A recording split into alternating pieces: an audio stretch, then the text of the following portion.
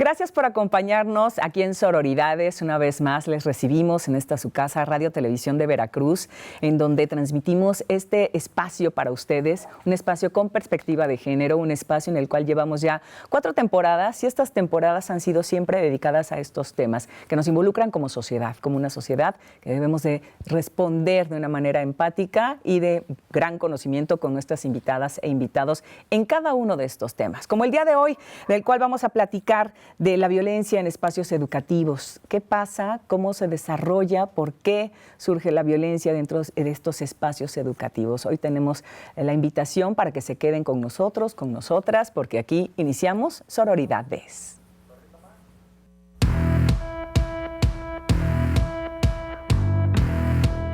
En los últimos años han proliferado las acusaciones de acoso sexual en las instituciones de educación superior y la manera en que éstas han respondido ha sido muy variada. Algunas instituciones han tenido la pasividad o el silencio, bajo el principio de que las situaciones de violencia de género responden a hechos aislados que deben abordarse individualmente. En otros casos, se optó por dotar a las universidades de mecanismos formales que permitieran hacer frente a la violencia. La presencia de las mujeres en las universidades se ha ido ampliando a lo largo de los años, tanto en el sector estudiantil como en el académico. Sin embargo, dicha incorporación se presenta en condiciones de desigualdad que dificultan su acceso, permanencia y movilidad. Un ejemplo de ello son las situaciones de violencia de género que se viven al interior y la manera en que las instituciones están atendiendo la problemática. Los espacios universitarios no han quedado exentos de este tipo de manifestaciones violentas, en particular en lo que se refiere a la violencia sexual en sus diferentes modalidades: acoso sexual, hostigamiento sexual, violación o intento de violación.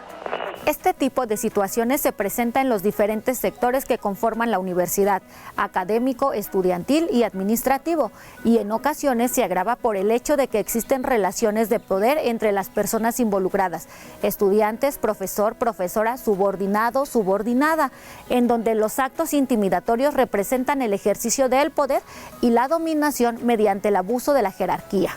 Por ello, las instituciones de educación superior se han visto obligadas al establecimiento de protocolos para abolir las relaciones de poder, el acoso y hostigamiento sexual, la violencia física, los estereotipos y la discriminación simbólica hacia las mujeres. Los protocolos de atención en casos de violencia de género deben ser accesibles, no solo a través de campañas de difusión al interior de la comunidad, sino ubicándolos en un lugar visible de sus páginas web. Esto permitirá tener la información que se requiere en caso de ser víctima y conocer la postura de las universidades frente a este fenómeno.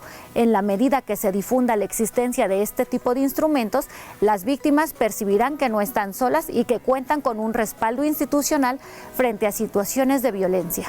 Y es que, de acuerdo con datos del Instituto Nacional de Estadística y Geografía, INEGI, el 17.4% de mujeres mayores a 15 años han enfrentado violencia en el ámbito escolar. En este rubro, el 10.7% de las mujeres ha vivido violencia sexual, presentándose mediante insinuaciones, insultos u ofensas sexuales a través de llamadas telefónicas, vía correo electrónico o redes sociales, siendo esto el último el 5%.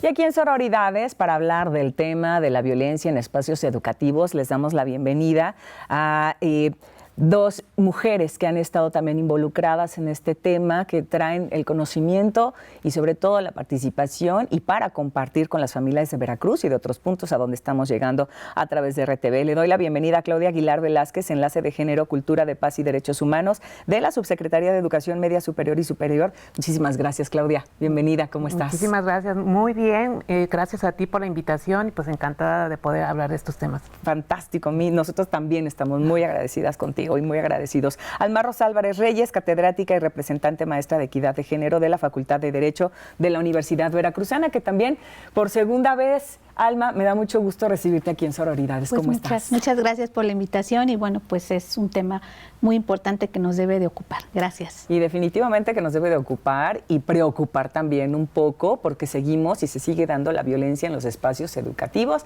a pesar de tantas campañas de difusión, a pesar de tanta cercanía que hay con las autoridades, con las difusiones, en fin, con toda esta empatía que ya se está teniendo con la sociedad, pero ¿por qué sigue habiendo violencia en los espacios educativos? Pues la violencia en los espacios educativos se sigue dando porque finalmente somos personas.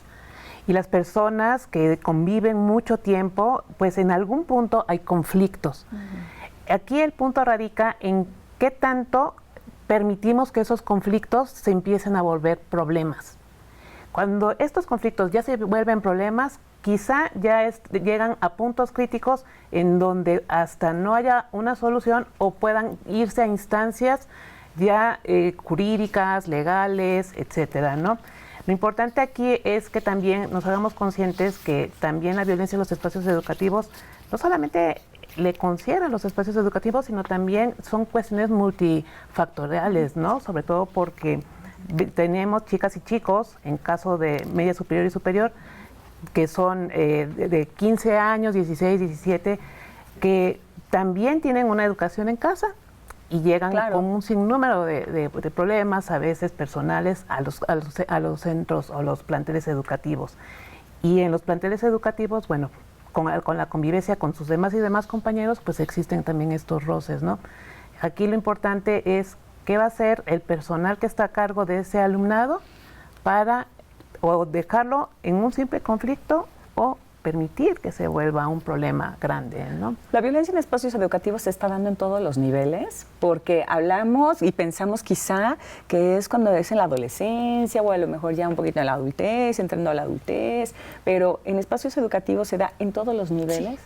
Sí, lamentablemente, así como decía Claudia, se da en todos los niveles y como bien decía, es reflejo también del problema social que nos atañe a todos. O sea, es reflejo ahorita con el COVID, bueno, por lo menos en las universidades nos topamos con muchos chicos y chicas con ansiedad.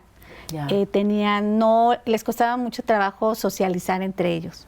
Entonces, este problema, a la par de esta violencia, pues es una situación que debemos atender y no podemos nosotros voltearnos. Entonces, lamentablemente sí ha habido un aumento, no porque ahora se dé más, siempre ha habido violencia, pero ahora ya le tenemos un nombre, ya tiene un nombre y un apellido, ¿no? Ya se reconoce, se visibiliza, porque aquí, como platicábamos antes de entrar, o sea, aquí hay una cuestión, una jerarquía de poder entre los operadores del sistema educativo, independientemente del nivel que estemos hablando. Es algo muy lamentable y aquí, bueno, pues habría que hacer acciones para poder ir atendiendo ese problema, que en cada nivel educativo el problema es distinto, porque las víctimas pues tienen contextos diferentes, son edades diferentes, y nosotros, cada quien dentro del ámbito que nos toca, pues tenemos que ver de qué manera atender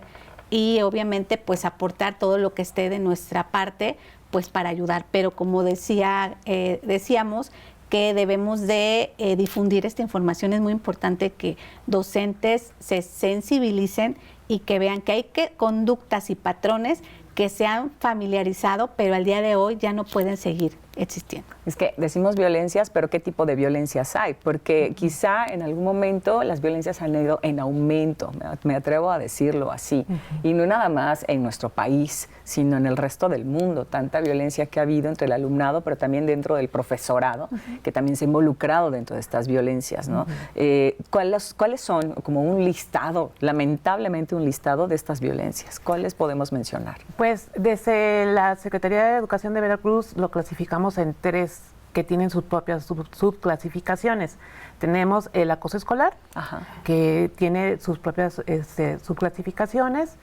Tenemos el maltrato infantil y los actos de connotación sexual.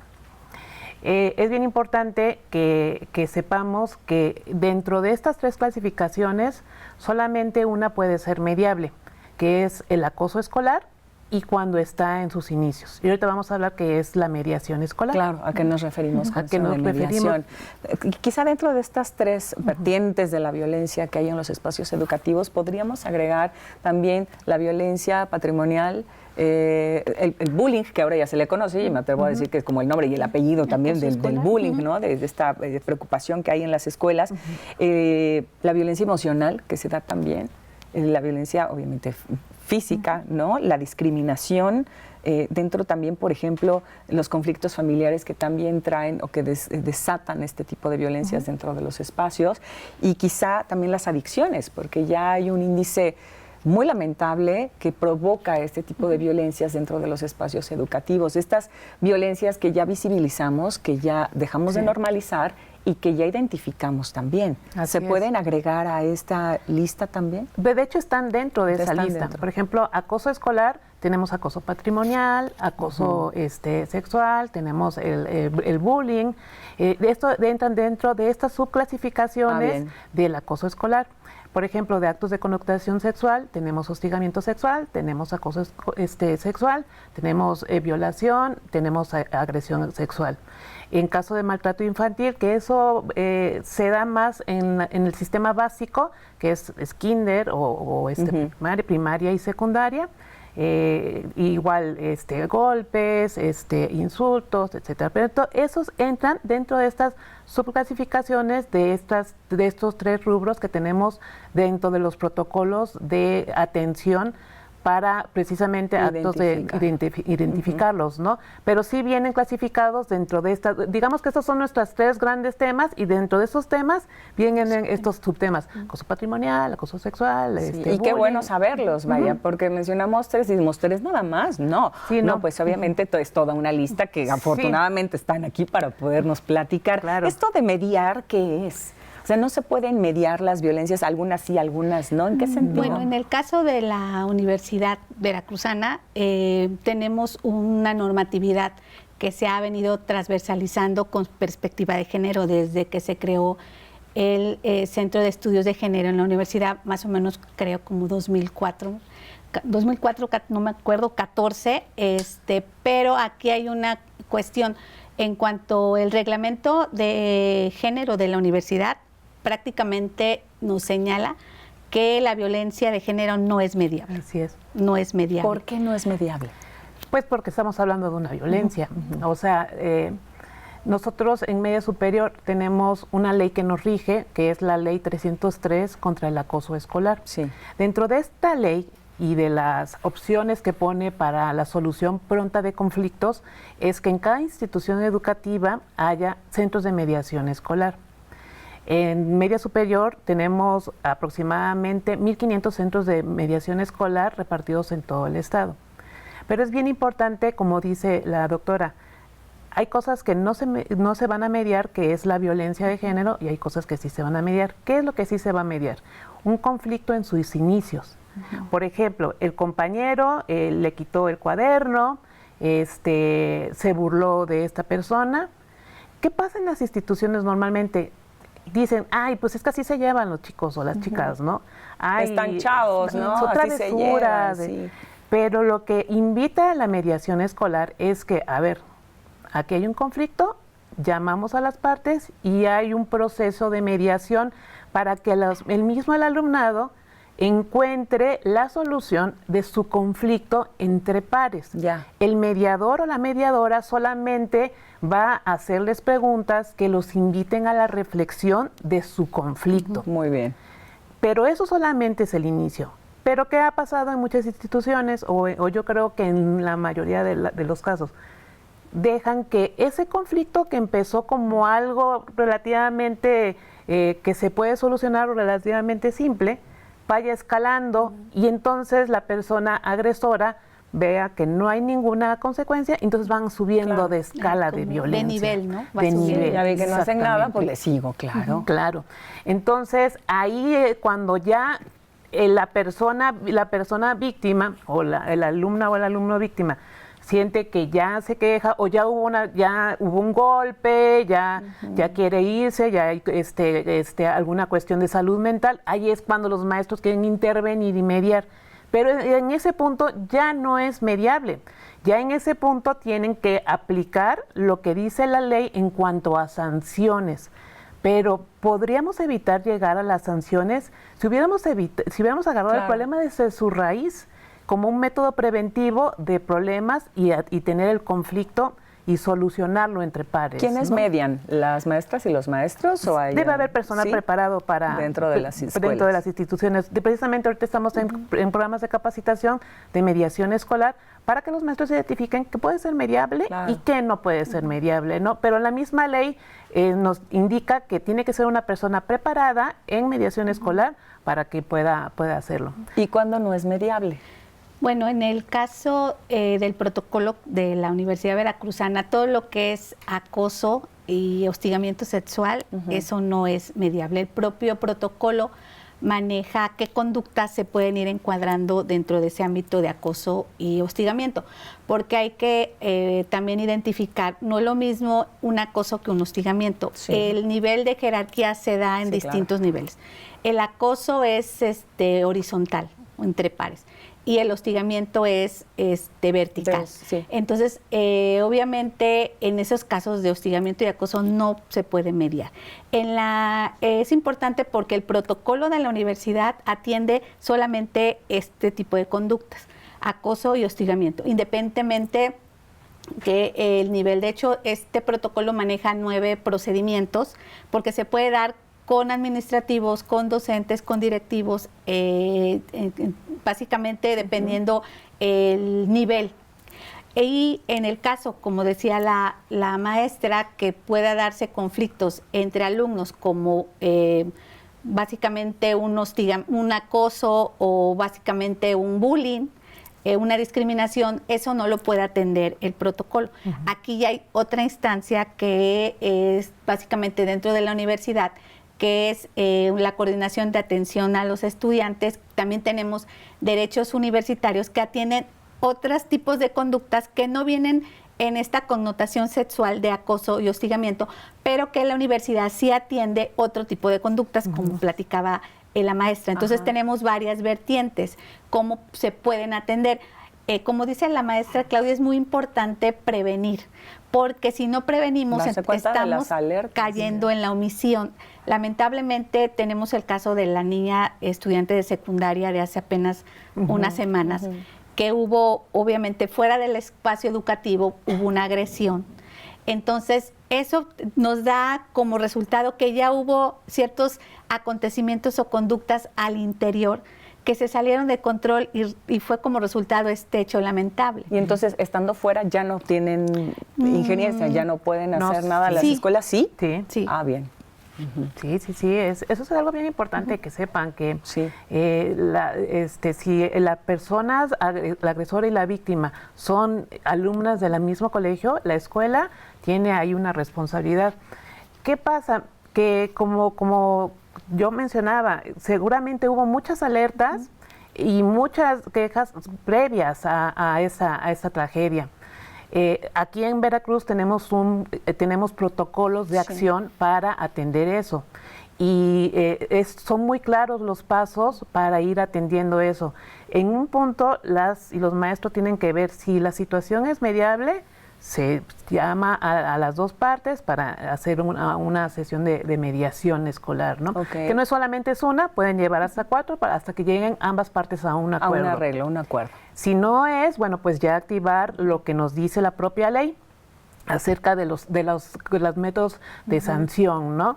Pero es importante que sepamos que estas cosas pasan como lo que pasó en el Estado de México porque no se atienden los casos desde su raíz, ¿no? Exacto. Seguimos normalizando el hecho de que yo te tire la mochila a la basura como una travesura. Sí, como una broma. Como una broma, ¿no? Ay, pues es que así se llevan, o etcétera. Y ojo, la broma viene en el violentómetro y es violencia. Y también tenemos el caso de los chicos, fue un hecho muy viral, de unos chicos que a un niño autista lo llevaron al baño y lo golpearon y creo que le tiraron la mochila. Y muchos de los compañeros, alumnos solamente veían espectadores. Entonces también hay que sensibilizar también en este caso también la educación que viene en casa, o sea, cómo vienen nuestros estudiantes de casa, o sea, que eso ya a final de cuentas no nos tocaría en primer punto, pero sí debemos estar atentos porque lamentablemente nosotros como docentes estamos casi medio día con ellos, o sea, atendiéndolos y bueno, hay muchos maestros que sobrepasan las obligaciones que tienen porque ayudan, son empáticos, no se voltean ante una cuestión así, pero yo creo que gran parte del problema es, como dice la maestra Claudia, que hemos normalizado conductas. Totalmente. Y eso hace mucho, yo creo que es una parte muy importante de visibilizar, de apuntar y decir, es que esto ya no puede ser así. Y es que ya nos damos cuenta, porque incluso me atrevo a decir que nosotras tres crecimos en un entorno de violencia escolar, dentro de bullying, que ni siquiera se llamaba bullying en aquel entonces, y eran bromas muy pesadas, ¿no? Claro. Y entonces, poco a poco, con este avance que hemos tenido en visibilización de violencia, sin darse cuenta y no normalizar, es como vamos ahora trabajando. Y las familias, creo que vamos a la par, junto con la educación de la infancia, tanto en las instituciones educativas y demás. Mencionaban algo del protocolo, que eso me llama la atención. ¿Cada escuela tiene un protocolo o hay un protocolo lineal que tiene a lo mejor la Secretaría de Educación o es lo mismo el protocolo de una escuela pública a una escuela privada? Y de los niveles, es que es toda una rama, ¿no? En el caso de la universidad de educación superior, la pionera en esto de los protocolos pues ha sido la UNAM. O sea, la verdad ellos tienen, cada universidad tiene su problemática porque tiene que ver mucho el contexto, ¿no? Pero la Universidad Veracruzana tiene el protocolo para atender la violencia de género. Ya es la segunda edición, ya viene básicamente corregido y aumentado y todavía hay que ir corrigiendo otras cuestiones porque todo es perfectible. Sí. Sí tenemos, la Universidad Veracruzana, se están trabajando en otras universidades para que cada universidad dentro de su contexto vaya atendiendo la violencia de género. Ese es en cuanto a Veracruz, como la universidad más grande, sí cuenta con este protocolo y con instancias para atender la violencia de género. O sea, quienes están, por ejemplo, en la Universidad Veracruzana saben a dónde ir, con quién ir, pero en cuestión pública, Claudia. La SEP tiene su propio protocolo, tiene protocolo de acción para prevenir y erradicar y atender los actos de connotación sexual, que ya vimos que tiene sus propios subtemas, maltrato infantil y actos de connotación sexual. Ahí en este protocolo aplica para escuelas públicas y privadas. Mientras estén y tengan un permiso o un REBOE de la SEP, entran dentro de ese protocolo. ¿Qué viene en ese protocolo? Viene el paso a paso cómo se va a atender un problema de este tipo. Vienen un flujograma que empieza la queja escrita. Entra una queja, porque es importante que sepamos que desde la Secretaría de Educación atendemos quejas.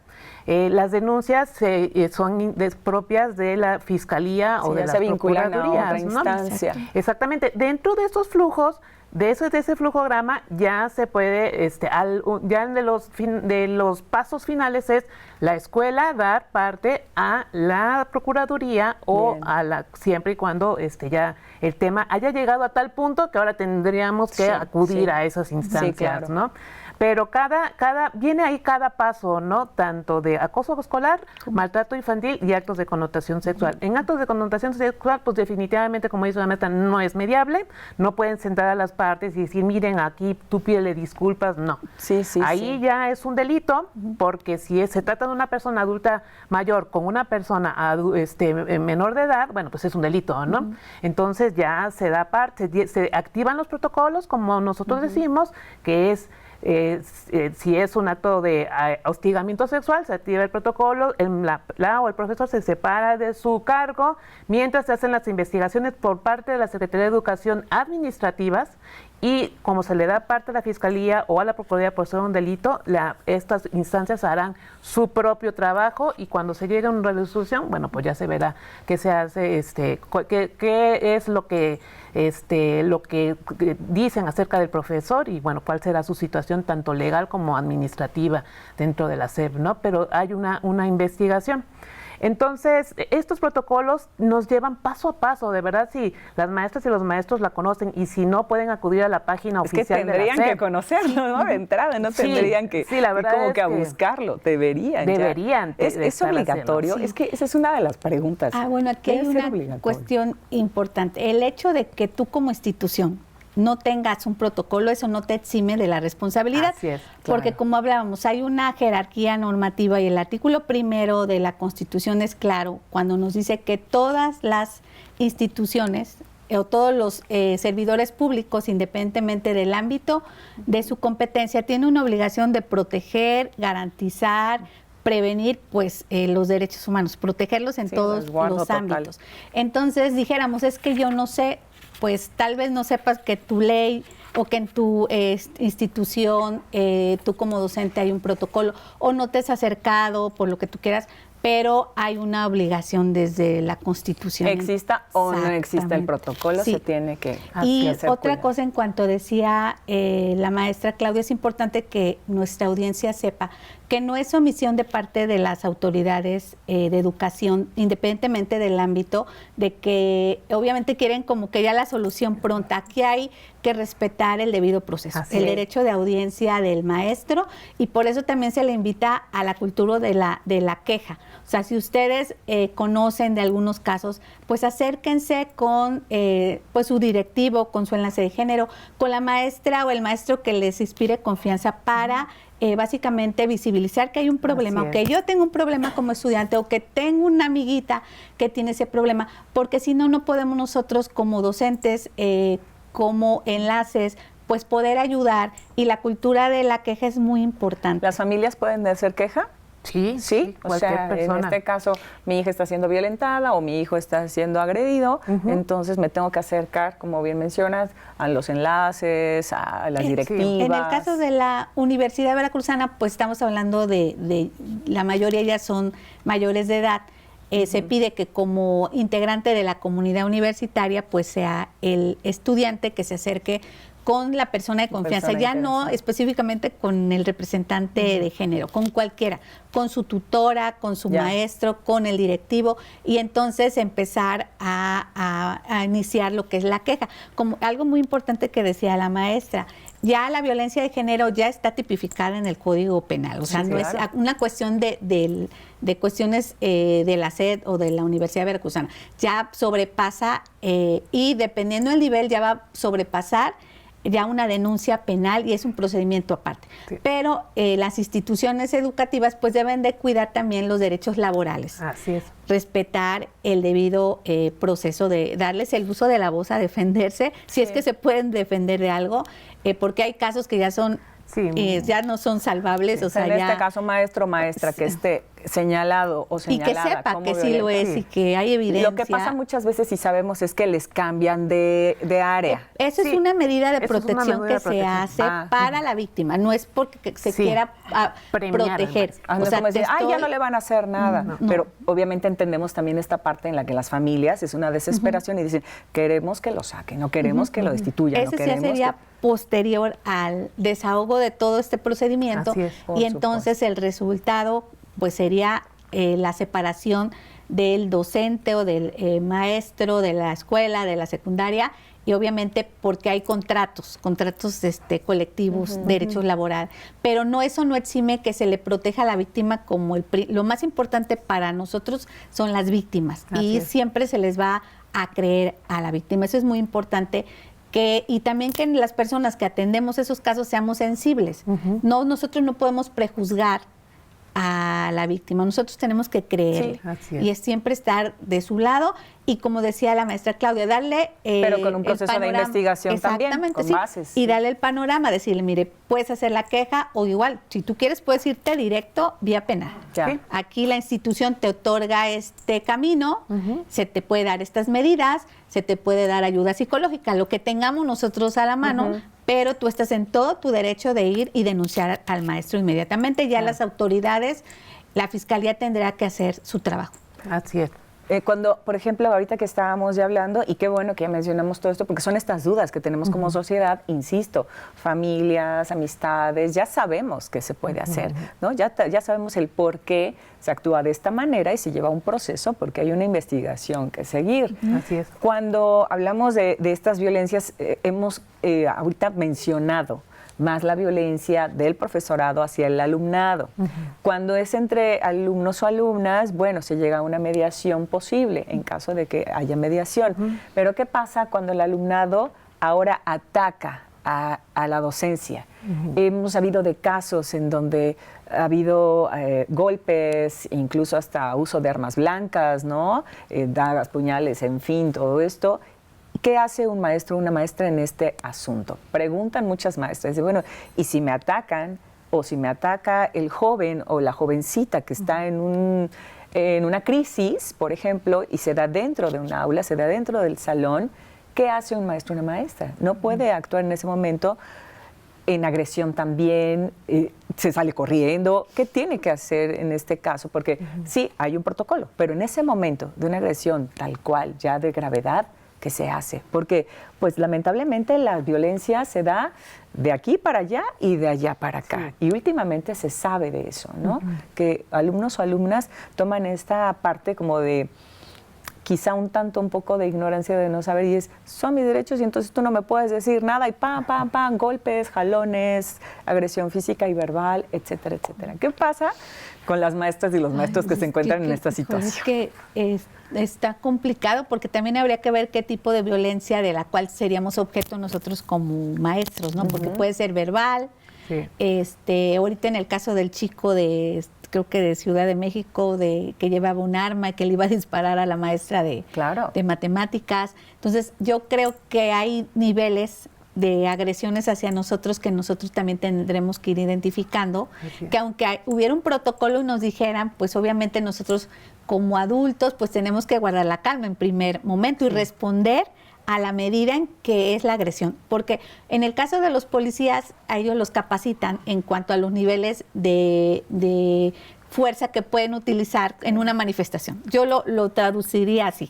Entonces, si a mí me quiere atacar algún alumno, yo tengo que ver el tipo de violencia que va a ejercer, porque entonces si sobrepasamos esa violencia, entonces ya de ser víctimas, pues ya seríamos sí, claro, ya agresora, ¿no? Ya eres una agresora. Entonces es muy importante. Yo creo que aquí lo que tendríamos que es capacitarnos realmente para saber qué pasa en este caso. Yo creo que habría que en primer momento mediar la agresión que estoy recibiendo y a partir de esa agresión yo como docente responsable del aula, pues poder replicar esa violencia, porque si yo me vuelvo, como hay casos que se pelean los maestros con los alumnos a golpes, pues yo creo que donde nosotros pues lamentablemente o afortunadamente tenemos que dar ahora sí que el plus, pero pues sí es una cuestión muy delicada, no sé, la maestra en qué me pueda opinas, abonar. Claudia. Que es un temazo ese. Sí, yo creo que yo vuelvo a regresarme desde el tema preventivo y desde estas señales que va dando el alumnado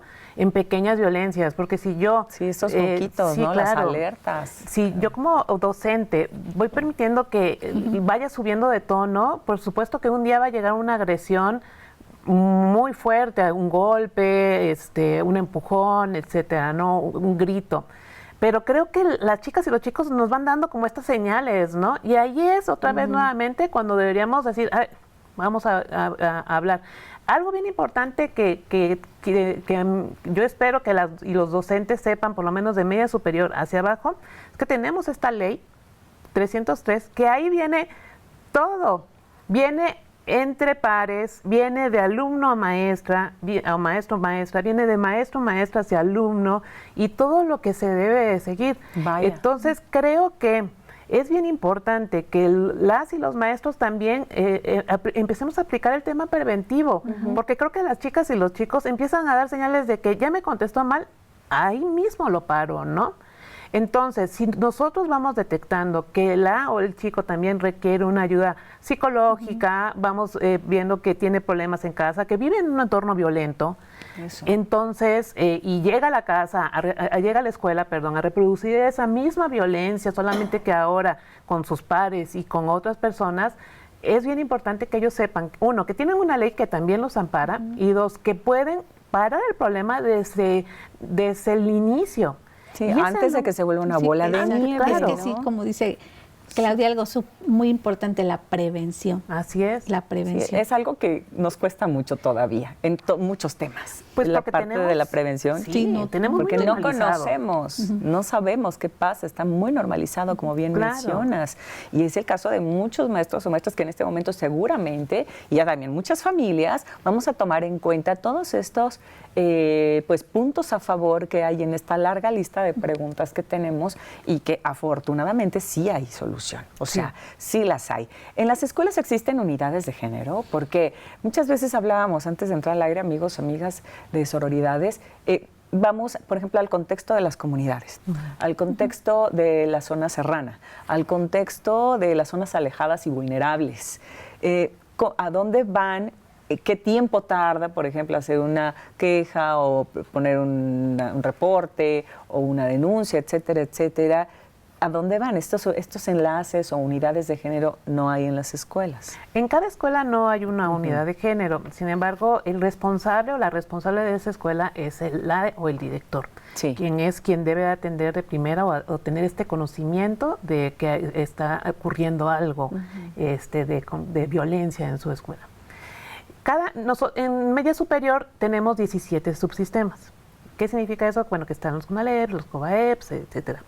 Cada subsistema tiene su enlace de género que tenemos, que estamos ahí, que somos, digamos, la parte esta de la unidad de género la hace, pero por cada subsistema. La Secretaría de Educación de Veracruz sí tiene una unidad de género. Tiene su unidad de género. Ahí sí está, es como el concentrado del... Así es. Y ustedes son los enlaces. Son los enlaces. Yo soy la enlace de la subsecretaría y cada subsistema tiene su propio enlace. ¿Qué pasa? Que cuando hay una queja, esa queja, si como se supone que la escuela ya debería tener un centro de mediación, está conformado por el director, un representante docente, un representante de padre de familia y la unidad de género como observadora de que se haga como perspectiva de género. Pero los tres principales que deben ver este tema son estas tres figuras. Estas tres figuras deberían estar capacitadas en conocer la ley, en conocer los protocolos y en mediación escolar. Porque es bien importante que si conocen sus protocolos, van a saber identificar cómo resolver el problema. Ahorita que mencionabas padres o madres de familias, dentro de la sociedad de padres y madres de familia, también tienen digamos, este escalón para poder participar dentro de un tema así. Sí, porque estamos hablando de personas menores de edad. Claro. Entonces, aquí, de hecho, cuando dentro del protocolo de la Secretaría de Educación, el primer punto es, se recibe una queja escrita. Y el segundo punto es, informa al papá. Claro. Porque estamos hablando de personas menores de edad, ¿no? Y para hacer incluso esta mediación tendría que estar el padre de familia, la madre de familia o el tutor o la tutora de esta niña o niño. Entonces, es bien importante que sepamos que cada subsistema tiene su unidad de género donde todas ellas y todos ellos pueden acudir, pero el problema se trata desde la escuela. Entonces, pues sí, porque es el recinto, es donde están pasando, como bien menciona Alma, mediodía, ¿no? Con compañeritos, compañeritas, con la maestra, el maestro. Claro, ¿y qué pasa si la escuela no está capacitada para esto? Pues entonces el tema escala, entonces ya tenemos que, ya se tiene que ver desde la dirección general de cada subsistema y decir, ¿qué está pasando? ¿Qué pasó aquí? Ajá. Oigan, dentro de esta cuestión de género, con perspectiva de género, ¿las mujeres siguen siendo más violentadas en los espacios educativos? Sí, lamentablemente sí. ¡Qué barbaridad! Sí. A pesar de toda la difusión que se da y de todas las campañas que se hacen y de toda y también, bueno, visibilización. en la universidad tenemos la cuestión de la violencia en el noviazgo. Y también ahorita pues tenemos la cuestión de la ley Olimpia, que ya prohíbe compartir videos, imágenes de connotación sexual. Lamentablemente, pues se da, inclusive en la universidad o en la facultad de Derecho, yo conocí ya, les estoy diciendo, hace como 6 años, un caso que todavía no teníamos la ley, ¿no? Entonces, no sé, obviamente, pues la víctima con la esperanza de que esta persona no publicara esas imágenes, pero ahora pues ya tenemos la ley que prohíbe y bueno, esas personas, esos agresores pues se irían pues a la cárcel. Pero lamentablemente pues hay varias autoras feministas que se han puesto a estudiar básicamente por qué esa violencia contra las mujeres, ¿no? Que obviamente hablamos de violencia de género que puede ser hacia hombres y mujeres, pero lamentablemente por esta cuestión de la construcción social, de los estereotipos, de los roles y como dice la maestra Rita Segato, la cuestión de el patriarcado, ¿no? O sea, que todo se ha hecho en relación al hombre con esa visión. Entonces, las mujeres pues estamos en un segundo nivel. Entonces, cuando esta cuestión del patriarcado ve que las mujeres somos propiedad de los hombres, entonces pues la violencia de género pues hasta el día de hoy, ahorita en el Observatorio de Violencias pues hay más de 10 feminicidios. Entonces, lamentablemente pues no ha ido a la baja, sino ha ido en aumento. Es una cuestión cultural, social, también de salud mental. Así es. Porque ahora ya no hablamos de tanto de machismos, ya hablamos de masculinidades, ¿no? Que sean unas masculinidades positivas. Pues, exactamente. Totalmente. Qué terrible saberlo, ¿no? Y qué terrible que sigue siendo parte de. Y ahora, como bien mencionas, Claudia, esta parte de la prevención, ¿qué se puede hacer? Sobre todo, las redes sociales se han convertido en una de las violencias también que influyen mucho dentro de los espacios educativos. Así es. Sí. Por eso, dentro de este protocolo también se contempla la violencia digital, ¿no? Pues porque estamos viviendo en una era digital. Sí, totalmente. Entonces, a veces lo que pasa es que los alumnos ya no lo dejan de hacer presencialmente, entonces buscan otro medio digital. Exactamente. Entonces, eso también influye dentro de la salud mental de las alumnas y de los alumnos, ¿no? Entonces, es que se haga visible que desde que eso pudo haberse prevenido, pero si ya está, entonces hay que atenderlo. Entonces, si ya no es mediable, entonces ya hay sanciones para las alumnas y alumnos. Claro. Que algo que es bien importante es que desde la Secretaría, lo primero es que se hacen algún tipo de, por ejemplo, si la alumna y el alumno vemos que es violento, bueno, recomendar que vaya a terapia psicológica, ponerle algunas sanciones. Lo que evitamos también es la deserción escolar, porque antes lo que se hacían es, te vas expulsado. Sí. Y ya, entonces esa persona... Y el problema ya seguía en otra escuela, o seguía en otra casa, escuela o social, ¿no? Ahora lo que se busca es que el alumna o el alumno trabaje en sí mismo, que también los padres de familia se involucren y la misma escuela. Si esta persona es reincidente en la violencia, bueno, pues se le cambia de plantel y bueno, pero con ciertas medidas, ¿no? También eso se busca, ¿no? Que ya no haya deserción escolar, porque finalmente esta persona que se va a seguir atendiendo, pero que ya no puede estar en ese entorno porque ya ha lastimado tanto a alguien que es necesario colocarlo en otro centro escolar, pero con las medidas adecuadas para que también trabajen su propia violencia. Hacen uso de todas estas herramientas para poder ayudar a la plantilla de alumnos y de alumnas. ¿Qué pasa, por ejemplo, ahorita con la perspectiva de género, con estos maestros o maestras, digámosle, de la vieja escuela, que no quieren hacer este progreso o proceso de los cambios que hay en la sociedad, por ejemplo, con la comunidad LGBTTIQ+, con el género no binario, con las personas trans, que de repente están muy arraigados estos temas de la letra con sangre entra y entonces las vestimentas, todos estos procesos que ha tenido la humanidad en un general, no hablamos de una sola lugar, sino hablamos en general, pues también cómo se van mediando, ¿no? Cómo se van aceptando, cómo se van acercando, cómo se va teniendo este tema. Pues es que hay, básicamente es una responsabilidad de esos maestros de atender esa parte. Bueno, nosotros tuvimos un caso de un maestro en la universidad que en una clase virtual pues discriminó a cierto sector y obviamente que dio como resultado pues el rechazo de esos comentarios. ¿Y qué pasó? Pues que el maestro fue separado de su cargo. ¿Por qué? Porque el desconocimiento, ahora sí como dicen, el desconocimiento de la ley no exime su responsabilidad. O sea, que tú docente, si no te capacitas, porque obviamente los maestros, y todos lo saben, tenemos que prepararnos fuera de nuestro horario. El maestro no solamente es de 8 horas, o sea, el maestro es de después, trabajo extra que se da, que no se ve. Entonces, nosotros como maestros no podemos decir no sabía. Nosotros tenemos que ir básicamente a la par de cómo se va moviendo también la sociedad con todos estos criterios. Si bien es cierto, algunos no son abogados, pero sabemos que hay capacitaciones constantemente en el ámbito jurídico, porque hay que también señalar algo: la educación es un derecho humano.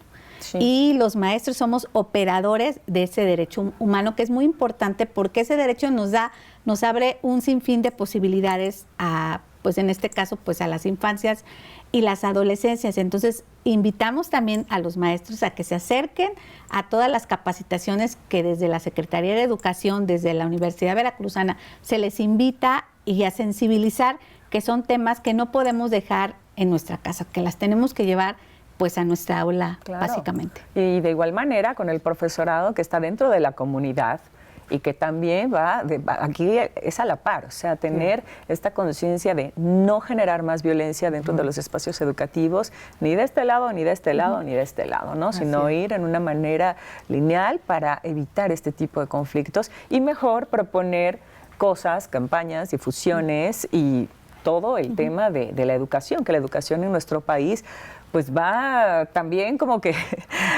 en una carrerita, ¿no? Sí. Para poder sobresalir. Sí, y sobre todo porque finalmente las chicas y los chicos tienen sus propias, ya sea expresiones de género, claro, su propio sexo, y ellos que quieren, no, el hecho de que se expresen así no tiene nada que ver con la educación. Ellos se expresan y van a tomar una clase, ¿no? Entonces, hay resistencia. Sí. Lo que se hace desde la Secretaría de Educación de Veracruz es capacitar a los maestros y explicarles estos temas, saber que existe una ley que ya impide la discriminación por sexo, por raza, por creencia, orientación, no importa, ¿no? Entonces, que en todas las chicas y los chicos, niñas y niños tienen derecho, uno de los principales derechos que tienen es a la educación. Y estas expresiones de género no tienen nada que ver con que ellos puedan recibir esta educación. Y trabajar con sus propios prejuicios. Oye, a pesar de que sean escuelas, por ejemplo, porque hay escuelas católicas, ¿no? Hay escuelas cristianas, hay escuelas de muchas escuelas. Se tienen que adaptar, porque como dice la maestra, ellas tienen pues básicamente un reboe, ¿no? Que la propia Secretaría de Educación se mientras tengan este lineamiento dentro del sistema educativo en México, tienen que adaptarse. Sí, así es, no es de que, es privada, pues entonces tú, no, o sea, todas y todos entramos dentro de esas leyes, dentro de esos protocolos, y por supuesto estas leyes el CONAPRED y todo son a nivel federal. Allí entramos cualquier funcionaria pública, tenemos que atender eso, ¿no? Entonces es bien importante que los maestros, si se les hace alguna invitación para una capacitación, es precisamente porque queremos sensibilizarlos y conozcan todos estos grupos y los respeten. La capacitación es para los 212 municipios de Veracruz. Sí, normalmente son para los 212 municipios del estado de Veracruz, sobre todo porque los usos y costumbres no están encima de los derechos humanos.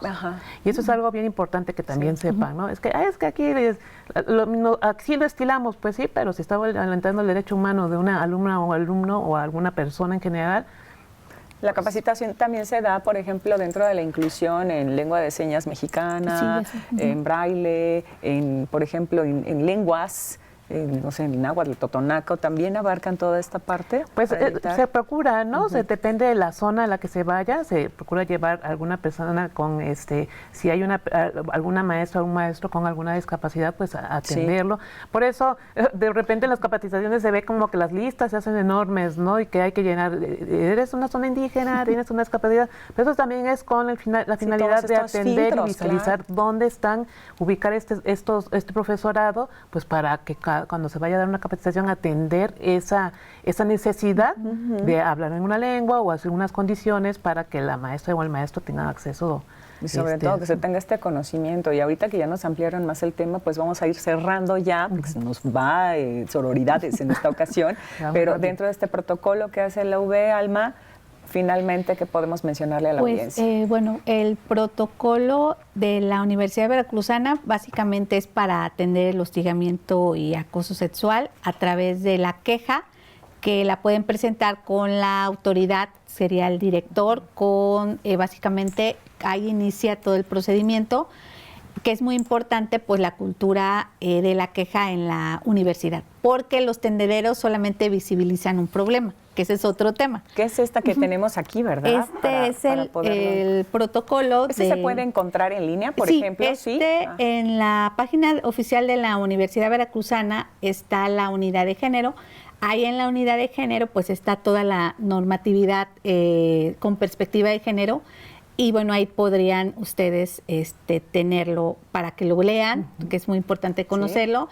Y pues básicamente a toda la comunidad estudiantil de la Universidad Veracruzana, pues invitarlos a que sepan que no están solos, que hay una unidad de género, que en cada facultad hay un representante maestra de unidad de género, que estamos para asesorarlos, para atenderlos como primer contacto, pero también están sus tutores y bueno, pues tienen esa posibilidad de activar esta queja y activar también a través de medidas de protección de la comunidad. Fantástico. Y con las capacitaciones, breve, por favor, Claudia. Pues ahorita mismo estamos en un programa de capacitación de mediación escolar con el Centro Estatal de Justicia Alternativa del Estado de Veracruz. Ahí hicimos una coordinación y están dándole precisamente al personal docente para que sepan qué es mediable y qué no mediable. También tenemos capacitaciones de protocolos. Si alguna escuela quiere participar o dice, oiga, nosotros queremos una capacitación, ¿pueden ir?